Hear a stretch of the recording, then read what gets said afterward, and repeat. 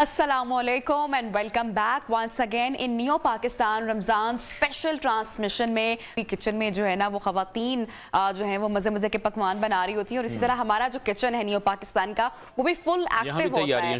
तो आज हमें ज्वाइन किया है, वेलकम कहेंगे, शेफ हुमा किरमानी हमारे साथ मौजूद हैं। अस्सलामुअलैकुम, कैसी हैं हुमा? बिल्कुल ठीक, आफ्टर अ लॉन्ग टाइम। हाँ बिल्कुल ऐसे ही है।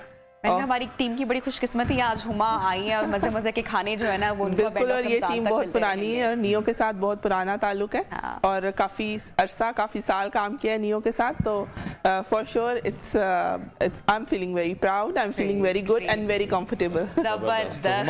क्या बन रहा है? अच्छा, आज मैंने सोचा कि चिकन रैप्स बनाते हैं, चिकन बारबेक्यू रैप्स बन रहे हैं और मेरे लिए काफी आसानी, क्योंकि अदील मेरे साथ है तो अदील को मैंने कुछ काम तो असाइन कर दिए, लेकिन मैं सोचूं कि मैं ज़रा हाथ धो लूं और डिटोल है जब हमारे पास, और मुझे लगता है कि जब 99.9% आपको यकीन हो इस बात पे कि जरासीम का मुकम्मल खात्मा हो जाएगा तो ज़रूरी है कि आप हर काम करने से पहले जो है हाथ धोएं। और किचन में मेरे ख्याल से ये बड़ी आदत होनी चाहिए, क्लीननेस का ख्याल रखना चाहिए।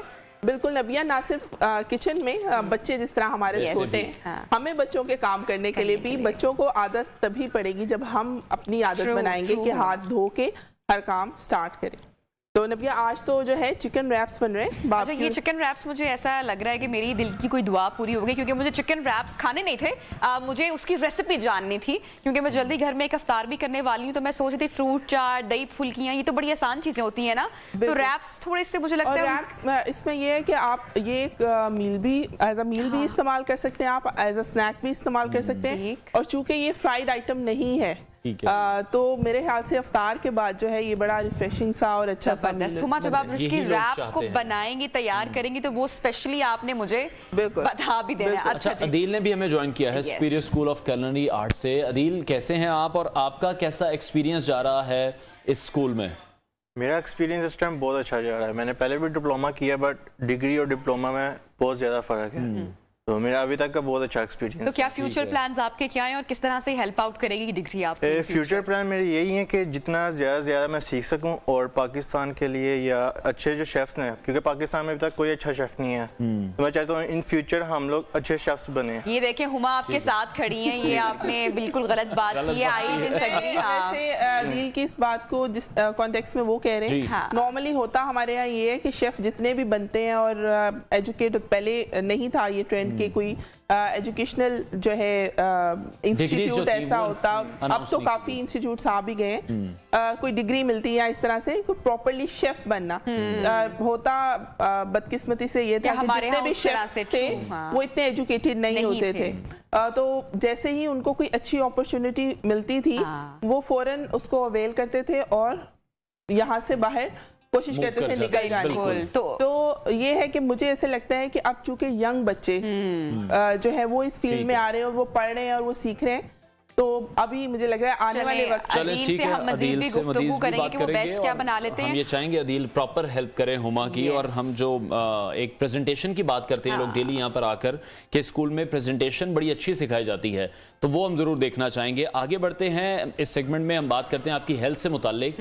तो नफ्सियाती माहिरीन ये कहते हैं कि ऑटिज्म एक पेचीदा बीमारी है जो कि आम तौर पर बचपन में जाहिर होती है, और ये एक इंसान की माशरती ज़िंदगी, ताल्लुकात और इजहार ख्याल की अहलियत को मुतासर करके इस पर मुख्तलिफ तरीक़ों से असरअंदाज होती है। ऑटिज़म से जो मुतासरा शख्स हैं उनमें इस तरह के रवैये पाए जाते हैं जो कि हम देखते हैं, जो कि गलत चीज़ है, इसको इंडोर्स नहीं करना चाहिए, लेकिन माशरती लिहाज से उन्हें कबूल नहीं किया जाता, विच इज़ अनफॉर्चुनेट। इसलिए नहीं है क्योंकि हमारे यहाँ ऑटिज्म के हवाले से इतनी अवेयरनेस नहीं है। आई एम श्योर जो बहुत सारे लोग इस वक्त हमारा प्रोग्राम देख रहे होंगे वो इस टर्म ऑटिज्म को भी नहीं समझते होंगे। अच्छा, पेरेंट्स के लिए बड़ी तकलीफ होती है अगर आपका बच्चा आपको रिस्पॉन्ड नहीं कर रहा। बहुत ही अर्ली एज में यूजली बच्चे सुनना समझना शुरू कर देते हैं 1 साल की एज में, लेकिन अगर आपका बच्चा 1 साल से या उससे ज्यादा की एज में रिस्पॉन्ड नहीं करता अपने नाम पर, हाइपर एक्टिव है, उसके खाने पीने का जो पैटर्न है वो आप उसमें तब्दीली देख रहे हैं,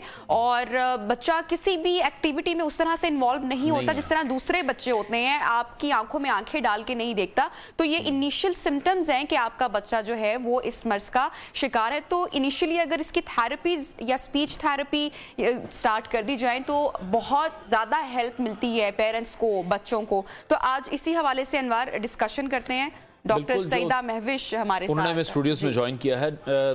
महविश साहिबा, बहुत शुक्रिया आपके वक्त के लिए। हम ये देख रहे हैं कि दाइशी मर्ज ही है, और जिस तरह से हम ब्रेक में भी डिस्कस कर रहे थे, आपने कहा कि जो ऑटिज्म की हिस्ट्री है, जब इसको ऑटिज्म का नाम दिया गया तो इसकी सिर्फ 100 साल की अभी हिस्ट्री है, तो वजूहात नहीं अभी शायद सही से मालूम हो पा रही। अवेयरनेस तो अभी बहुत दूर की बात है, लोग अवेयर नहीं है इस चीज़ से। ऑटिज्म जो है वो न्यूरो डेवलपमेंटल डिसऑर्डर है, और ये प्रीनेटल हिस्ट्री के साथ ही होता है। ऑटिज्म एक ऐसा डिसऑर्डर है जो अचानक नहीं होता, एकदम से अकर नहीं होता। न्यूरो डेवलपमेंटल डिसऑर्डर है जिसमें यूजुअली बच्चे जो हैं वो समाजी ताल्लुकात नहीं कायम कर पाते, और अगर करें तो उसे बरकरार नहीं रख पाते, एक्साइटमेंट शेयर नहीं कर पाते, नेम पर रिस्पॉन्स ना करना, आई कॉन्टेक्ट का पुअर होना, और सोशल इंटरेक्शन का पुअर होना, specially with their peer group. तो ये एक बहुत बड़ी सिम्टम है कि अगर बच्चा जो है वो अपने पीयर फेलोज के साथ, यूजुअली बच्चे 3 इयर्स में अपने फेलोज खुद ही अपने फ्रेंड्स बनाना शुरू कर देते हैं, और एक बच्चा जो है वो सेल्फ प्ले में इन्वॉल्व है, उसकी एक अपनी दुनिया में वो मगन है, और वो नहीं देखता कि उसके इन्वायरमेंट में क्या हो रहा है, दूसरे बच्चे क्या कर रहे हैं, वो इमिटेट नहीं कर रहा, वो ऑब्जर्व नहीं कर रहा, इन्वायरमेंटल ओरिएंटेशन उसकी पुअर है। तो ऐसा बच्चा जो है वो ठीक है, इमीडिएट इसको थेरेपी रिक्वायर्ड है।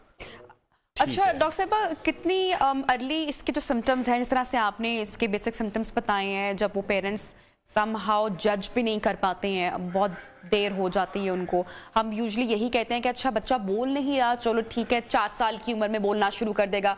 अरे आपने भी तो पेरेंट्स को कहते हैं कि आपने भी लेट बोलना शुरू किया था, तो ये बच्चा भी लेट बोलना शुरू कर देगा। लेकिन वो बड़ा इंपॉर्टेंट टाइम होता है जो हम बच्चों का मिस कर जाते हैं। अगर उसी टाइम पे जितना जल्दी इसकी ट्रीटमेंट स्टार्ट हो जाए उतना बेहतर है। बिल्कुल। ऑटिज्म जो है वो पहले हम कहते थे 3 इयर्स बिफोर डायग्नोज नहीं होता। ऑटिज्म को हम 3 इयर्स, इसकी एक एज लिमिट है जब हम डायग्नोसिस देते हैं। लेकिन अब ऑटिज्म को आप 1 ईयर के बच्चे में भी देख सकते हैं। अगर एक बच्चा कम्युनिकेट नहीं कर पा रहा, अपनी बेसिक नीड्स को एक्सप्रेस नहीं कर पा रहा, एक इमोशनल बाउंड नहीं बना पा रहा अपनी मदर के साथ या अपने फेलोज के साथ, फेलोज उस टाइम पे ये कह सकते कि मदर की गोद में ही बच्चा होता है, और वो रिस्पॉन्ड नहीं कर रहा, तो डेफिनेटली वो प्रॉब्लम्स के साथ है। लेकिन 3 इयर्स तक हम वेट करते हैं। उसकी रीज़न ये है कि 3 इयर्स के बाद बच्चे जो है वो माँ की गोद से यूजुअली उतरते हैं, आप स्कूल में एनरोल करवाते हैं, तब उन्होंने एक सोसाइटी में मूव करना होता है, स्पेशली स्कूल में, तो तब जाकर प्रॉब्लम्स जो है वो ज़्यादा प्रोमिनेंट होती हैं, हाईलाइट होती हैं। लेकिन इसको 1.5, 1.6 पे आप देख सकते हैं कि अगर बच्चा कम्युनिकेट नहीं कर रहा तो देयर मस्ट बी समथिंग जिसे हमें देखने की जरूरत है। और जो बच्चे ऑटिज्म से मुतासिर हैं उन्हें क्या करना चाहिए, किस तरह से, जिस तरह हम अवेयरनेस की बात कर रहे हैं, वो किस तरह से ये चीज़ देखें कि इसको किस तरह से कंट्रोल करें, इस पर किस तरह से काम किया जाए, क्योंकि तशखीस ना हो, बरवक्त इलाज ना हो तो पूरा जिस्म भी इससे मुतासिर हो सकता है। पूरा जिस्म तो नहीं, बिकॉज ऑटिज्म का जो बच्चा है वो आपको बज़ाहिर कोई फिजिकल डिसेबिलिटी के साथ नहीं है। वो आप अगर देखें ऑटिज्म का बच्चा बहुत ही क्यूट और बहुत ही प्यारा सा होगा, कोई बज़ाहिर आपको कोई ऐसी सिम्टम्स नजर नहीं आएंगे कि आप उसे, जैसे अदर डेवलपमेंटल डिसऑर्डर्स हैं बज़ाहिर आपको नजर आता है, डाउन सिंड्रोम का बच्चा फॉर एग्जांपल, ऑटिज्म का बच्चा बज़ाहिर आपको नजर नहीं आता कि ऑटिज्म के साथ है। वो आपको तब महसूस होता है जब एक सोसाइटी में बच्चा मूव करता है, गैदरिंग है, सोशल गैदरिंग है, और बच्चा बिल्कुल एक कॉर्नर में बैठ गया, अपने ही पैटर्न्स के साथ वो प्ले कर रहा है, डिफरेंट ऑब्जेक्ट्स के साथ प्ले कर रहा है, और कोई इन्वॉल्वमेंट नहीं है, इन्वायरमेंटल ओरिएंटेशन नहीं। बच्चे को नहीं पता कि बर्थडे पार्टी है और उस पर मैंने क्लैप करना है और हम एक्साइटेड हैं, हम हैप्पी होना है हमने इस पर। बच्चे को नहीं पता चल रहा कि कोई रो रहा है और मैंने इस पर रिस्पॉन्स करना है। बेसिकली इमोशनल रिस्पॉन्सेस नहीं होते। और इसमें एक चीज़ जो कि देखने वालों के लिए और हमारे पेरेंट्स के लिए, ऑटिज्म को अब बहुत मिसडायग्नोज किया जाता है। उसकी रीजन ये है कि स्पीच डिले के साथ अगर बच्चा आपको रिपोर्ट हुआ बच्चा नहीं बोल रहा तो इसे हम सिर्फ ना बोलने से रिलेट करके ऑटिज्म की कैटेगरी में डाल दिया जाता है। सबके ऐसा नहीं है। बोल ना पाना एक अलग प्रॉब्लम है, स्पीच का ना होना, लेकिन speech is a part of communication. Autism के साथ दूसरे सिम्टम्स भी हैं, बिल्कुल डेफिनेटली अदर सिम्टम्स भी हैं ऑटिज्म के साथ। सेंसिटिव प्रॉब्लम्स आपको नजर आएंगे, बच्चे के रेपिटेटिव बिहेवियर्स आपको नजर आएंगे, फिक्स्ड पैटर्न्स नजर आएंगे, रिस्ट्रिक्टिव बिहेवियर्स नजर आएंगे, ان کا اڈیپٹیشن ٹو چینج میں پرابلم وہ فیس کریں گے. اگر آپ ان کی روٹین میں رد و بدل کریں گے تو وہ پرابلمس فیس کریں گے. تو یہ سارے وہ پرابلمس ہیں جو ایک آٹزم کا بچہ فیس کرتا ہے, بٹ ایک اسپیچ ڈیلے کا بچہ جو بول نہیں پا رہا, دیٹ از ڈفرنٹ. اچھا مہوش صاحب, ہم نے دیکھا ہے کہ جب خاص کر آٹزم کی ہی بات کرتے ہیں کہ جو پیرنٹس ہیں, جب بچہ ڈائگنوز ہوتا ہے تو ایک آبویسلی سوشل پریشر بھی ہمارے ہاں مسلسل پیرنٹس پر ہوتا ہے کہ یہ بول کیوں نہیں رہا یا کیا پرابلم ہے. تو پیرنٹس اس کو چھپانے کی کوشش کرتے ہیں یا بات کھل کر نہیں کرتے, جس کی وجہ سے آئی ایم شیور کہ پیرنٹس کے لیے بھی تھوڑا سا یہ ایک مشکل مرحلہ آبویسلی ہوتا ہے. تو آٹزم کے بچے کے ساتھ پیرنٹس کو بھی کتنی آپ سمجھتی ہیں کہ سیشنز کی ضرورت ہے, کیونکہ اگر ماں باپ اس بیماری کو سمجھیں گے تو ہی تو وہ بچے کو کریکٹ ڈیل کر پائیں گے. بالکل, آپ بالکل صحیح کہہ رہی ہیں. ایسا ہی ہے کہ parents guide line and parents training بہت ضروری ہے تاکہ وہ بچے کو سمجھ سکیں اور اس کے اکارڈنگلی اسے ڈیل کر سکیں. اور یہ وہ چھپانے والی بیماری نہیں ہے, اس کو چھپا کر آپ مزید اس کو بدتر ہی کریں گے. وہ ورڈز کی طرف جائے گا نہ کہ وہ سولوشن کی طرف جائے گا. جیسے ہم نیوروٹیپیکل بچے جو کسی پرابلم کے ساتھ نہیں ہیں, ہم انہیں بھی تو اسکول بھیجتے ہیں نا, انہیں بھی تو سوسائٹی کا ایک امپورٹنٹ پارٹ کنسیڈر کرتے ہیں اور ہم انہیں بھیجتے ہیں, سوشل نارمز لرن کرواتے ہیں. سیم ود دیم, جتنی توجہ کی ایک نیوروٹیپیکل بچے کو نیڈ ہے اتنی ہی ان کو بھی نیڈ ہے, بلکہ یہ ایڈیشنل نیڈس کے ساتھ ہیں. تو ہمیں تھوڑی سی زیادہ توجہ کی ضرورت ہے فرام پیرنٹنگ سائڈ, کہ پیرنٹس کا اس چیز کو ایکسیپٹ کرنا از ویری امپورٹنٹ. کیونکہ آپ ایکسیپٹ کریں گے تو آپ سولوشن کی طرف جائیں گے. جب آپ ڈینائل فیز میں رہیں گے تو اس کے لیے سولوشن تو پھر آپ خود ہی نہیں ڈھونڈ رہے. تو اس میں ایکسیپٹنس, دین آپ سولوشن کی طرف جاتے ہیں اور اس میں چینج. اور اس کے لیے جو تھراپیز ہیں, یہی سننے میں آتا ہے کہ بہت زیادہ کاسٹلی ہیں جو سیشنز ہوتے ہیں. تو حکومتی سطح پر کیا کیا جا رہا ہے؟ کون سے ایسے انسٹیٹیوشنز ہیں یا کون سے ایسے ہاسپٹلز ہیں جہاں پر یہ تھراپیز دی جا رہی ہیں؟ جو متوسط طبقے ہیں, جو غریب لوگ ہیں, وہ اپنے بچوں کی تھراپیز کس طرح سے کریں؟ Children hospital is the only institute جہاں پر بچوں کو دیکھا جا رہا ہے پورے پنجاب کے لیے, پورے پنجاب میں. اور یہ جو ہے وہ ہمارے لیے انف نہیں ہے. اور اس میں بھی ایسا ہے کہ وہ پیرنٹس جو افورڈنگ نہیں ہیں, جو افورڈ نہیں کر سکتے, انہیں بہت ڈیفیکلٹیز فیس کرنی پڑتی ہیں. ان کی ٹرن نہیں آتی, ان کی ایک لمبی لسٹ ہوتی ہے, بچے ویٹ کرتے ہیں 2-2, 3-3 گھنٹے بچہ ویٹ کر رہا ہے, اپنی باری کا انتظار کر رہا ہے. وہ بچہ جو پرابلمس کے ساتھ ہے, جو ویٹ نہیں کر سکتا, اور پھر وہ سیشن ہوتا ہے جس میں وہ 10 to 15 منٹس بچے کو دے پاتے ہیں اور پھر ایک کام دے کر بھیج دیا جاتا ہے. اور پیرنٹس کے لیے پراپر گائیڈ لائن نہیں ہے, پراپر ٹریننگ نہیں ہے. ہمارے پاس حکومتی سطح پر بہت ادارے ہیں ہی نہیں. جسٹ چلڈرن ہاسپٹل ایک واحد ادارہ ہے جہاں دور دور سے لوگ آتے ہیں. تو اس میں ایسے بہت سے پیرنٹس جو افورڈنگ نہیں ہیں وہ بہت ڈیفیکلٹیز فیس کرتے ہیں. ٹھیک ہے. اور آٹزم میں مبتلا جو کچھ بچے ہیں, اللہ تعالیٰ نے ہر کسی میں صلاحیتیں رکھی ہیں, ان میں بھی صلاحیتیں یقینی طور پر موجود ہیں. ڈفرینٹ صلاحیتیں ہوتی ہیں. جیسا ایک بالی ووڈ کی مووی تھی تارے زمین پر, اس میں ہم نے دیکھا کہ اس کو صحیح طرح سے پورٹریٹ کیا گیا اس ایشو کو. بالکل ایسا ہی ہے. اسی لیے اب ہم سوسائٹی میں اویئرنیس کے ساتھ ایک یہ بھی ورڈ کہ ڈس ایبلٹی کا ورڈ یوز نہ کیا جائے فار آٹزم, ڈفرینٹ ایبلٹی کو یوز کیا جائے. Because they have a different ability. کوئی بہت اچھا کیچ کر سکتا ہے, کوئی بہت اچھا ڈربل کر سکتا ہے, ایون بیٹر دین اے نیوروٹیپیکل کڈ. آپ کو ان کی ڈربلنگ بہت اچھی نظر آئے گی, ان کی کیچنگ, ان کی باسکٹ بال پاور, ان کے اسپورٹس میں دے آر ویری ایکٹیو. کچھ بچوں کی جو آرٹس ایکٹیویٹی ہیں وہ ایک نیوروٹیپیکل بچے سے کئی گنا زیادہ بہتر ہوں گی. تو ان میں ڈفرنٹ ایبلٹیز ہیں, ہمیں اسے پالش کرنے کی نیڈ ہے. اور اگر بر وقت ان کو پالش کیا جائے تو یہ بچے بہت کچھ. اچھا ڈاکٹر صاحب, جس طرح ہم پروگرام کے آغاز سے پہلے ڈسکس کر رہے تھے, بچے جب پیدا ہوتے ہیں تو پہلے ان کو ایک ویکسینیشن ڈوز لگتی ہے, اس کے بعد 1.5 سال سے لے کر 1.5 سال تک بچوں کو ڈفرینٹ ویکسینیشنز لگتی ہی رہتی ہیں. بہت ساری چائلڈ اسپیشلسٹ سے جب میری بھی گفتگو ہوتی ہے تو ایک خاص کر ویکسینیشن MMR جو کہ کنٹروورشل بھی ہوئی ایک ٹائم پہ, تو چائلڈ اسپیشلسٹ اس پہ کہتے ہیں کہ نہیں ہاں ایک ریسرچ ہوئی تھی لیکن اس کے بعد یہ کلیئر ہے, اٹ از سیف. لیکن جب چائلڈ سائیکالوجسٹ سے ہم بات کرتے ہیں, اسپیشلی جو کہ آٹزم کے بچوں کو ڈیل کر رہے ہوتے ہیں, تو ان کا جو ورڈکٹ ہے وہ ڈیفرنٹ میں نے پایا. تو چائلڈ اسپیشلسٹ, چائلڈ ڈاکٹر یا میڈیکل سائنس ابھی ایک پیج پر نہیں آئی ہے. اور MMR بیسیکلی کیا واقعی خطرناک ہے اور کیوں؟ آپ نے بالکل صحیح کہا, ایک پیج پر ہم نہیں ہیں اسٹل, بیکاز اس پر کوئی اتھینٹک ریسرچ نہیں ہے. MMR کی vaccination is not the reason of autism. یہ کاز نہیں کرتی آٹزم کو, بٹ ایک ٹریگرنگ فیکٹر ضرور ہے, ٹریگر کر سکتی ہے. اگر اچھا وہ کن بچوں کو ٹریگر کرے گی؟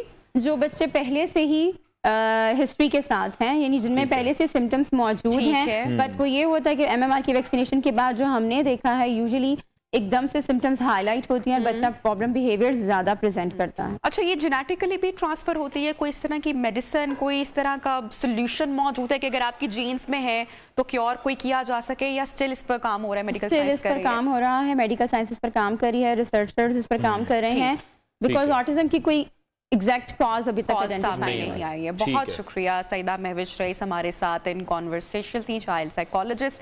प्रोग्राम में वक्त हुआ है ब्रेक के बाद आपको ज्वाइन स्टे विद अस।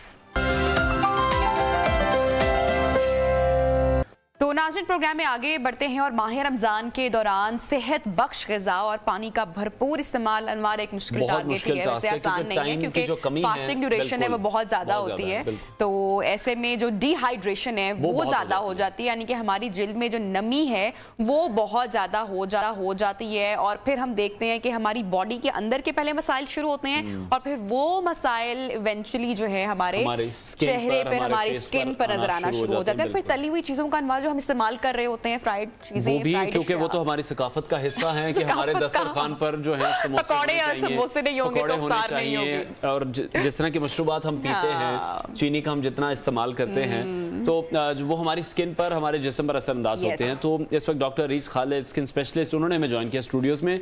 उन्हीं से जानने की कोशिश करेंगे कि किस तरह से माह रमज़ान के दौरान हम इन तमाम चीज़ों को बैलेंस करते हैं। डॉक्टर साहिबा, बहुत शुक्रिया आपके वक्त के लिए। रमज़ान में जिस तरह से नबिया ने भी कहा कि फास्टिंग का टाइम इतना ज़्यादा होता है कि हम वो डिहाइड्रेशन का शिकार हो जाते हैं, तो किस तरह से उस रूटीन को फिर मैनेज किया जाए? देखिए, इसमें दो चीज़ें हैं। एक तो ये कि जाहिर है कि आपका इतना लंबा रोज़ा चल रहा है और उसकी वजह से पानी की कमी हो रही है, और फिर आपके पास कुछ आवर्स हैं जिसमें बेसिकली आपने वो जो आपकी डिप्लीशन हुई हुई है उसको आपने कवर अप करना है। एक तो आपको ये देखना है कि उसको कैसे कवर करना है, दूसरा हम ऐसी कौन सी चीज़ें ऐड ऑन कर देते हैं जो हमने पानी पिया है वो भी हम बॉडी से उसको भी निकाल के फारिग कर देते हैं। उसमें एक बहुत ज़्यादा जो सबसे ज़्यादा ज़रूरी है कि जैसे ही हम रोज़ा खोलते हैं हम बहुत हाई कॉन्टेंटेड जो शुगर कंटेनिंग जो मशरूबात हैं वो पीना शुरू कर देते हैं। इसके अलावा जो तली हुई चीज़ें बहुत ज़्यादा, मैं ज़ाहिर है कि जैसे आपने कहा कि हमारी सकाफत का हिस्सा है, अब मैं मना नहीं करती हूँ कि ज़ाहिर है शायद ये हमारे दस्तरखान की खूबसूरती है, लेकिन उसको हम थोड़ा सा आप कह रहे हैं ऑल्टरनेट कर सकते हैं, या उसमें एयर फ्रायर्स आ चुके हैं, आप उसको उस तरफ लेके जा सकते हैं कि आपका दिल कर रहा है कि जी अब ये चीज़ें होनी भी चाहिए, आप पोर्शन कंट्रोल कर सकते हैं। सबसे ज़्यादा जो अच्छी चीज़ रहती है कि आपके मुंह का जायका भी रहे, तो उसमें बेहतर होता है कि आप पोर्शन कंट्रोल कर लें, क्योंकि ऑयली चीज़ें जब आप खाते हैं, एक तो आप ये देखिए आप और डिहाइड्रेटेड हो जाते हैं। जितनी सॉल्ट कंटेनिंग चीज़ें होंगी आप वो जितनी ज़्यादा, या पिकल्ड कोई भी चीज़ आप लेंगे वो आपकी बॉडी से वैसे भी सोडियम को भी निकाल देता है और पानी भी आपकी बॉडी से निकल जाता है। अगर उसमें आप एक बहुत बड़ा फैक्टर देखें कि हमारे मज़हब की सबसे ज़्यादा खूबसूरती यही है कि जिन चीज़ों की हमें इंस्ट्रक्शंस दी गई होती हैं उनकी डेफिनेटली पीछे कोई ना कोई वैल्यूज या कुछ रीज़न होती है। वो अलग बात है कि साइंस ज़रा थोड़ी देर के बाद उसको डिस्कवर करती है। जिस तरह खजूर है, ये तो हम अक्सर, मेरा ख्याल है तकरीबन 100% घरानों में खजूर का इस्तेमाल इफ्तारी के टाइम पे लाजमी होता है, लेकिन मेरा इसमें एक और चीज़ मैं ऐड करनी चाहूँगी कि इसको आप सहरी के टाइम पर भी लेकर आएँ। अच्छा, उसमें जब हम सहरी के टाइम पे भी बहुत ज़्यादा मतलब पराठे, फिर उसके बाद हम साथ चाय भी पी लेते हैं, और तेल वाले पराठे तो वैसे ही देखिए आपने सारी वो चीज़ें ले ली जो आपके जिस्म को एकदम फटीक में भी ले जाएंगी, ठीक है, और प्लस आपकी बॉडी से वाटर को निकाल देंगी। जब आप कैफीन कंटेनिंग कोई भी चीज़ लेते हैं, चाय लेंगे, कॉफ़ी लेंगे, वो आपकी बॉडी से निकाल देंगी। डॉक्टर साहब, हमारी, आपने बिल्कुल करेक्टली कहा कि जो हमारी ईटिंग हैबिट्स हैं वो बहुत ही ख़राब हैं। पोर्शन कंट्रोल इसमें किया जा सकता है। फॉर एग्जांपल, हम ऑयली फूड खा रहे होते हैं, फ्राइड फूड खा रहे होते हैं, फिर एक और जिस तरह से कैफीन का आपने बात की कि चाय का इस्तेमाल हो रहा होता है। अब इस सब में या तो हम वाटर इनटेक अपना प्रॉपर उसका ख्याल रख रहे होते हैं, ऐसी कौन सी फिर अशिया का इस्तेमाल किया जाए कि ये पोर्शन कंट्रोल करते हुए जो हम हाइड्रेटेड रह सकें। इस तरह अक्सर सुना है कि दही जो है वो सहरी में लाजमी खाना चाहिए, तो वो काफ़ी हद तक उससे अफाका होता है। बिल्कुल। अच्छा, दही डेफिनेटली मैं बहुत ज़्यादा रेकमेंड करती हूँ। उसकी वजह उसमें ये कि प्रोबायोटिक्स भी होते हैं। अच्छा, अगर आप प्रोबायोटिक्स को वैसे भी अभी ये इंग्लैंड के अंदर एक कॉन्फ्रेंस हुई है फेस के नाम से, और वहाँ पर भी इस चीज़ को डिस्कस किया गया कि जब आप बेसिकली फास्टिंग करते हैं तो उसके बाद अगर आप उसमें प्रोबायोटिक्स का इस्तेमाल इंक्रीज़ कर देते हैं तो वो आपकी स्किन की हेल्थ के लिए बहुत अच्छा है, इंक्लूडिंग आपकी गट की हेल्थ के, क्योंकि एसिडिटी का लेवल आपका ठीक हो जाता है उससे। प्लस खजूर का इस्तेमाल मैं बहुत ज़्यादा रेकमेंड करती हूँ।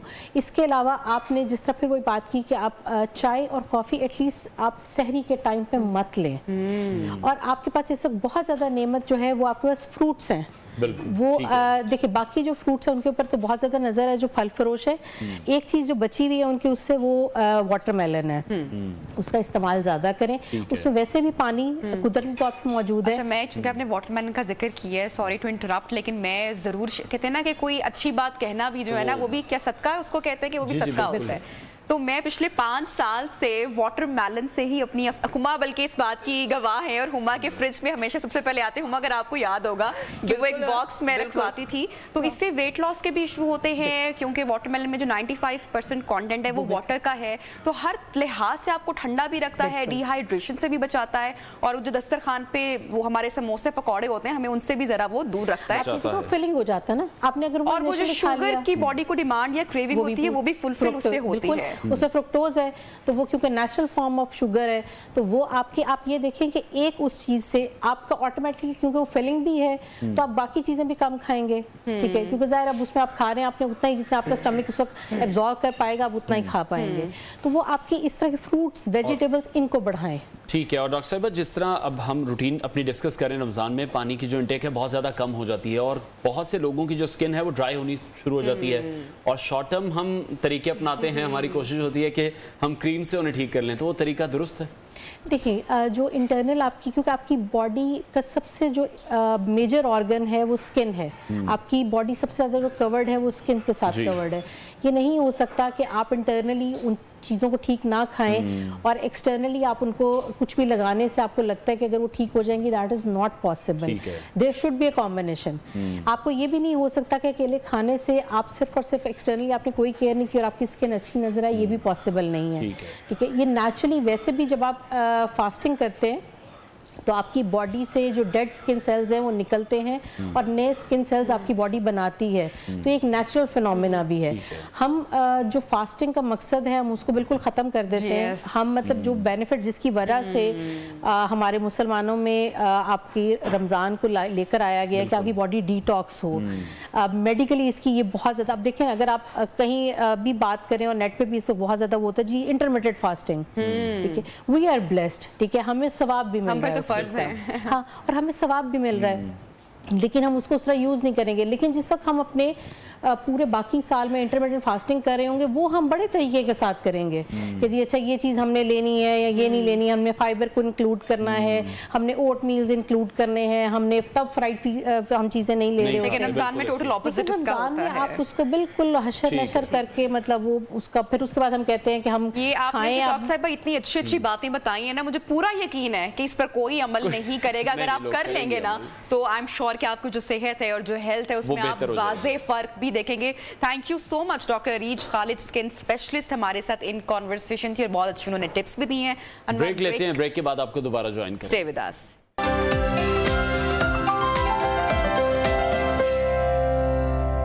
Welcome back once again. और ट्रांसमिशन का वक्त अनवार बिल्कुल इख्तिताम की जानिब बढ़ रहा है, पहुंच चुका है। अपने न्यू पाकिस्तान के किचन की तरफ हुमा वहां पर मौजूद है और उनसे जानते हैं कि तैयारियां कहां तक पहुंची हैं। रैप आपने कैसे की है मुझे बता दें। अच्छा, रैप करना बहुत आसान है। मुझे तो लगता है कि बचपन में अम्मा पराठा अंडा रैप नहीं करके देती थी, बिल्कुल वैसे ही मैंने रैप किया। और जाहिर है जब माँ की बात आ रही है तो डालडा किस तरह से हम भूल सकते हैं। सारा खाना जो है जी वो डालडा में बना बात है और जिसपे तब माओ का एतमाद है 80 सालों से। उसके अलावा फ्राइंग जो हो रही है इस वक्त पकोड़े बना रही हूँ मैं। चिकन पकोड़ा है तो टाइम आज मेरे पास बिल्कुल नहीं था। पकोड़ास हैं और ये बड़े बिल्कुल नबिया, तो मैंने कहा कि जी आज चिकन पकोड़ा निकाला, मैंने आके देखा सबरोसो का फ्रीजर जो है वो भरा पड़ा। मुझे लगता है ये हम बिल्कुल हमारे लिए इस तरह हम बिल्कुल अफ्तार के बाद घर जाते हैं तो आप निकालें फ्रीजर से फ्रोजन आइटम्स सबरोसो के निकालें पकोड़ास बिल्कुल बिल्कुल ऐसे ही है। और मैंने बस उसको निकाला है और जो है उसको थोड़ा सा डीफ्रॉस्ट करके मैंने उसको फ्राई कर लिया डालडा कुकिंग ऑयल में। और ये बहुत मजे के क्रिस्पी जो है चिकन पकोड़ा वो भी रेडी। अदील ने क्या हेल्प किया फिर आज आपकी? अदील ने मुझे बहुत हेल्प किया है, चिकन काटा है उन्होंने और मुझे लग रहा है कि मजीद आने वाले दिनों में जो है अच्छा अदील को कुछ चीजें मैंने सिखाई हैं तो उनके काम आएंगी। ठीक है, तो कोई टिप फिर पूछ लेते हैं पकौड़े बनाने के लिए। जब लोग बनाते हैं तो उनको आइडिया नहीं होता कि ऑयल जो है वो कितना गर्म होना चाहिए।